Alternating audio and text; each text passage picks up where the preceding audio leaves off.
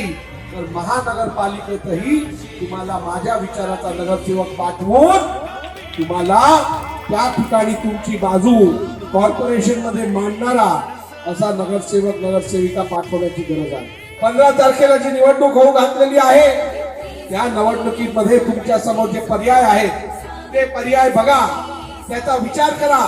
कोण सुशिक्षित आहे, कोणाला अनुभव आहे, कोण आपली बाजू उत्तमपणे मांडू शकतो आणि आपल्या आमदारांना साथ कोण देऊ शकतो याचा विचार करून तुम्ही जर मतदान केलं तर 15 तारखेला तुम्ही 2 नंबरचं बटन दाबल्याशिवाय राहणार नाहीत. हर्षिता नार्वेकरांना कमळ निशाणीच्या समोरचं बटन दाबून तुम्ही 100% महानगरपालिकेत तुमचं प्रतिनिधित्व करायला पाठवाल याची मला खात्री आहे.